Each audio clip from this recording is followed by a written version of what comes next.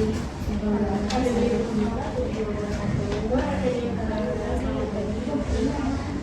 untuk waktunya untuk berbincang sama kami dari mahasiswa Unbadra.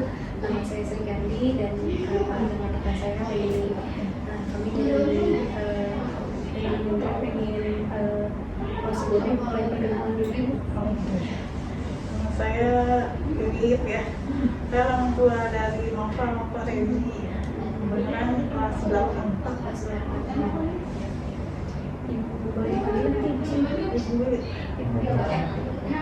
Terima kasih untuk waktunya. Di sini saya akan diskusiin antara anak di masa remaja itu. Nanti untuk pertanyaannya bisa dilanjut sama rekan saya. Saya mau nanya, bagaimana sih pengalaman Ibu dalam mencari sekolah yang sesuai dengan Ibu? Nah itu kalau ini agak sulit ya sebenarnya. Jadi kalau SD mungkin masih banyak ya. Cuma kalau tingkat SMP atau SMA agak sulit mungkin. Sebenarnya nggak di sini. Tapi anak Ibu dari SD di sini atau gimana? Ya SD-nya benar nggak di sini sih. Di sini, berarti dari SMP baru di sini. Iya. Itu emang agak sulit nyari. Tantangannya di mana tuh? Ya itu, itu aku kan nyari-nyari gitu ya. Sebenarnya kan waktu itu juga di sekolah negeri itu ada menerima sebenarnya ya. Iya. Cuman mereka belum ada SDM-nya buat menangani anak-anak inklusi. Jadi saya kan khawatir gitu ya dengan namanya anak ini. Makanya kita sebagai orang tua harus benar-benar nyari sekolah yang bisa untuk ini ya, mengerti gitu. Berarti, terus bagaimana sih cara sekolah berkomunikasi dengan Ibu tentang kemajuan Ibu sekolah? Kita Cara komunikasi ada buku juga, buku penghubung. Jadi tiap hari itu kita dikasih nih apa namanya laporan gitu ya. Anak ini hari ini bagaimana, apa pelajarannya bagaimana gitu. Jadi itu ada ini lah. ada soal dikomunikasikan setiap hari gitu kan? Ada bukunya gitu. Baik. Terus apa saja sih dukungan dari sekolah atau guru yang membantu perkembangan anak Ibu seperti kegiatan ekstrakurikuler atau program lainnya? Ya banyak sih. Kalau ini ya, kalau dari sekolah yang paling itu tuh kayak belajar grafisnya, yang terus untuk ekstrakurikulernya juga kan banyak pilihannya.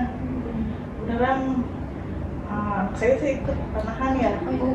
Iya, jadi bisa melatih mereka juga buat fokus. Oh iya, gitu. betul. Iya, kebenaran emang kalau anak saya pribadi emang ada gangguannya masalah fokus ya, jadi bisa tersalurkan dia. Ya. Oh baik Bu. Terus bagaimana anak Ibu biasanya mengungkapkan perasaan atau kebutuhannya? Kayak misalkan apakah anak Ibu biasanya berbicara langsung atau misalnya nangis atau menunjukkan gerakan atau cara lain saat dia menyampaikan sesuatu itu? Alhamdulillah dia semakin dewasa, semakin bertambah umur, dia udah bisa mengerti gitu ya. Jadi dia selalu mengungkapkan gitu. Mengungkapkan langsung? Iya, langsung gitu. iya. Udah hampir setiap hari dia cerita di sekolah bagaimana. Alhamdulillah ya, dia masih Yang dipendam sendiri. enggak. Alhamdulillah sih begitu ya, jadi kita tahu gitu. Dia selalu bercerita gitu di sekolah tadi begini. Ketika dia ada masalah, Dia akan cerita gitu. Enggak. baik. Terus kalau bagaimana kondisi anak Ibu dengan teman sebaya atau keluarga lainnya? Kayak misalnya anak Ibu biasanya berbicara atau ngomong gitu. Untuk cara komunikasinya? Komunikasinya sih yang alhamdulillah baik-baik aja ya gitu. Masih ngerti gitu. Masih ngerti. Ya mungkin karena ini yang dia kenapa kami gangguan fokus aja sebenarnya gitu. Tapi kalau dia ngobrol paham mungkin gitu. Oh iya. Terus yang Ibu ada pelatihan khusus untuk anak Ibu gitu? Selain maksudnya di sekolah gitu? Ya, paling di rumah ya itu aja kita harus sering-seringnya nih pasti ngelatih fokusnya dia itu. Tapi ini pernah ada terapi gitu dulu? Dulu ya waktu masih di SD. Tapi lama-lama karena dia juga udah mulai ini ya, mulai apa sih? Udah mulai bisa. Yang ini jadi ya kita juga Pas terapi dia udah lepas terapi, jadi kami masih dibantu kalau di sekolah udah ada shadow. masih pakai Masih itu kan lagi kalau udah ini jadi cuma berapa ya? Saya tuh cepet terganggunya gitu. Dan ya mungkin semakin bertambah, mungkin dia juga bertambah usianya ya, jadi bisa ini juga gitu. tapi Bu, kalau misalkan di rumah dia punya kakak atau punya Ada kakaknya, punya adik dia mau gitu ya Bu? Iya. Kemarin gue berarti apa kayak suka marah gitu atau gimana ke adiknya? Kakaknya udah mengerti ya bagi si adiknya, jadinya Bapak gitu ya?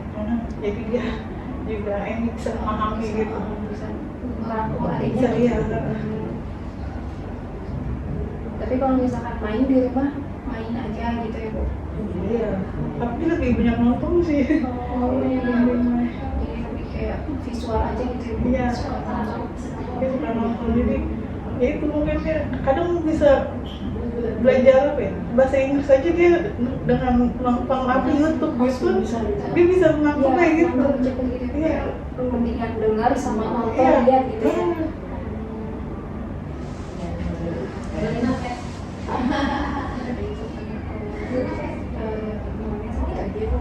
Ini sih ibu cuma pengen tahu aja gitu.